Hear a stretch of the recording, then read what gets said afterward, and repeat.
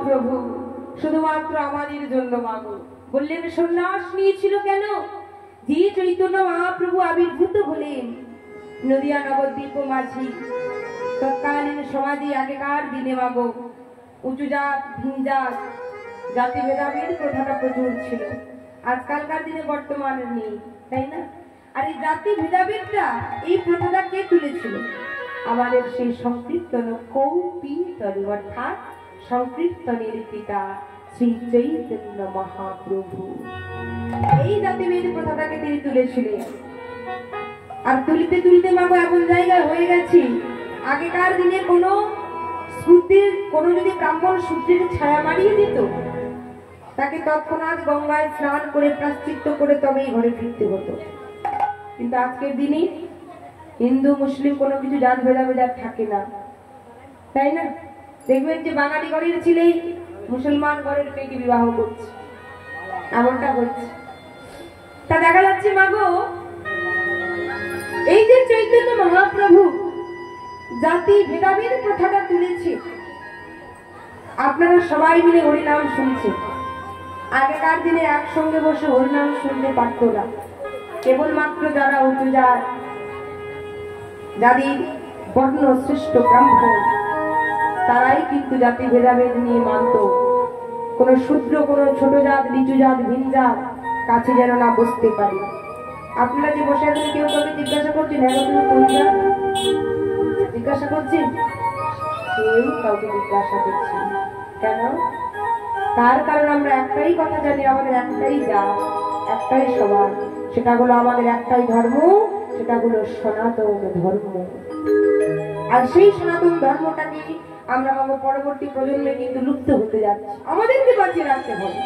কারণ বর্তমান আমাদের সনাতন ধর্মী 7টি দিনের 7টি বার ব্রত বললাম, 7 জন দেব দেবী আছে, কিন্তু দেখুন সনাতন ধর্মের 33 কোটি দেব দেবী, কিন্তু তাদেরকে ছেড়ে সনাতন ধর্মে যারা মানুষ তারা বর্তমান খ্রিস্ট ধর্ম নিচ্ছে, যীশু খ্রিস্টের ধর্ম নিচ্ছে।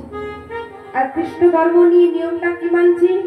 মন্দিরে সন্ধ্যা দেওয়া হবে না, মন্দির ধৌত করা যাবে না, ছড়া ধান দেওয়া যাবে না, স্বামীকে প্রণাম করা যাবে না, প্রসাদ পাওয়া যাবে না, হরিবল হরিবল। তাহলে দেখুন আমাদের ধর্মটাকে এই যে নষ্ট করছি কারা? আমরা নিজেরাই দায়ী। কারণ দেখবেন যারা মুসলিম ধর্মের মানুষ তারা দেখবেন নিজেদের ধর্মটাকে এতটাই সম্মান করে, তাদের মসজিদে বসে কোনোদিন কেউ তাস খেলেছে দেখাতে পারবে? মন্দিরে কেউ কখনো বসে পায়ে জুতো আছে, মন্দিরে বসে পাটা ঝুলিয়ে রেখেছে, পা দোলাচ্ছে, কেউ এরকম করেছে দেখাতে পারবে?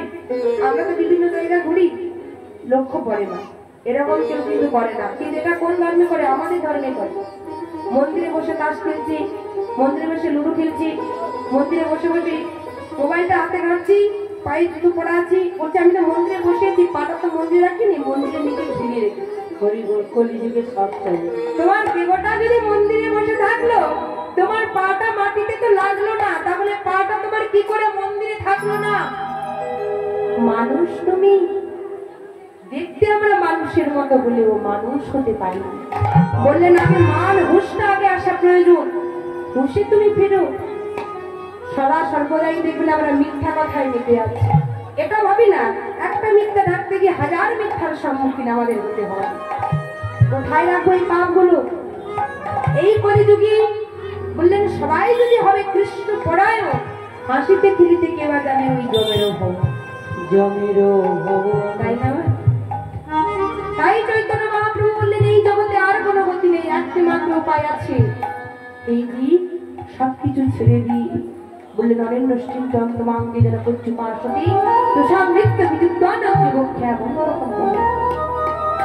তাই অর্জুনকে বললেন হে অর্জুন, যদি কোনো ভক্ত অন্য কোনো দিকে না থাকে, অন্য কোনো চিন্তা না করে, কেবলমাত্র আমাকেই শরণাপন্ন হয়, কেবলমাত্র আমাকেই ভালোবাসে, আমি সেই ভক্তি আহার্য সামগ্রী নিজ মস্তকে আমি গ্রহণ করে দিয়ে আসি, সেই ভক্তকে অনায়াসে আমি আমার চরণে ঠাঁই দিই, সেই ভক্তের আমি জন্মে জন্মে পেলাম। হরিবল হরিবল হরিবল হরিবল। তাই এই কলিযুগে চৈতন্য মহাপ্রভু সকল ভক্তদের সঙ্গে নিয়ে কলিযুগে হরিনাম প্রচার করেছিলেন দাদা নিতাই চাঁদকে সঙ্গে নিয়ে। তাই মহাজন এক পাশে কি বলছি,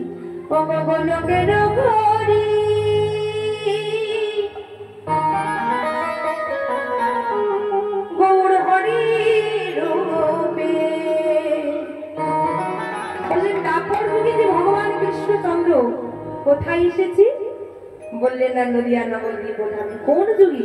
সেই দাপর যুগে লীলা বিশ্রাম নিয়ে চলে এলো কোথায় না এই কলিযুগে। তা দাপর যুগে পরিক্রমা করি সবাই আজকে আমরা লীলা সাধন করবো কলিযুগে। কলিযুগে ভগবান দাপর যুগে লীলা বিশ্রাম নেওয়ার পর দেহ বিশ্রাম রাখার পরে যখন ভগবান লীলাটা বিশ্রাম নিল, ভগবানের হরি বল মা আমার দিকে ওদিকে না, সবাই কিছুক্ষণ আমরা বসে আছে আনবো না, আমার দিকে সবাই দেখা, সবাই মিলে একটু আমার দিকে মানে আমার দিকে তাকিয়ে থাকতে বলিনি, চোখটা আমার দিকেই থাক, কিন্তু সবার মনটা থাকুক গোবিন্দ চরণ, তাই না? এই যে আমরা আজকে লীলা সাধন করব, এই লীলাটি আস্বাদন করতে গেলে আমরা সবার আগে জানবো কলিযুগে যে লীলা ভগবান করেছিল।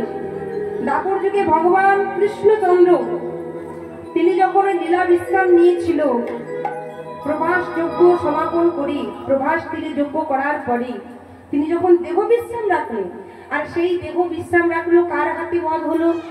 জরাব্যাধির তীরে। জরাব্যাধির তীরে ভগবান নিজেই মৃত্যুবরণ করেছিলেন। সত্যি কি ভগবান অন্য কারোর হাতে মৃত্যুবরণ করতে পারি?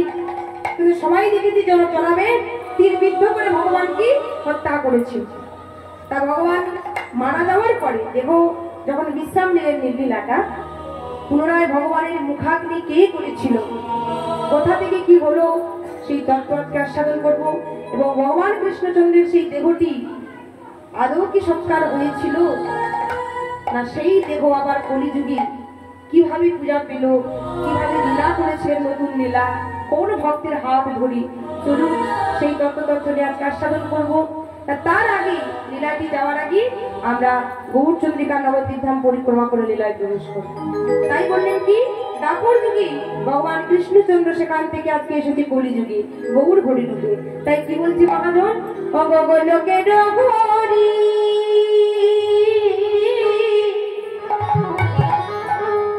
গৌর হরি রূপে নাকি এসেছি নদিয়া,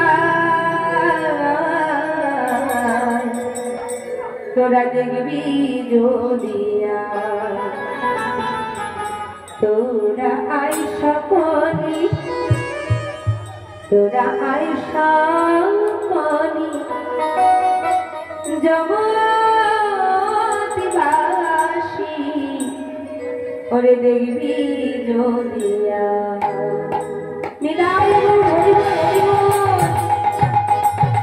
তোরা আয় সকলে, তোরা আয় সকলে জগৎবাসী, দেখবি যদিয়া, তোরা আয় সকলে জগৎবাসী, দেখবি যদিয়া।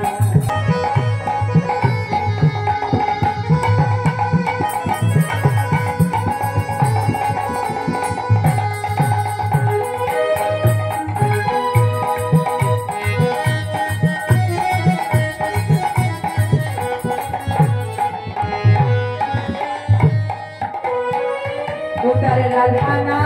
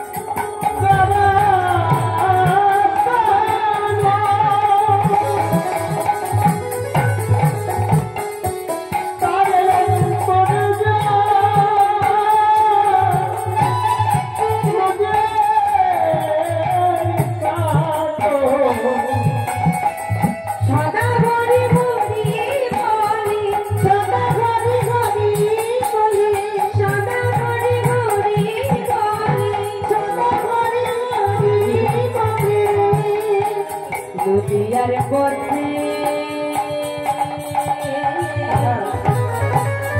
নিশি বেড়ায় ওরা ভাই সকালে জগৎবাসী দেখবি জোরিয়া তোরা আয় সকালে জগৎবাসী দেখবি জোরিয়া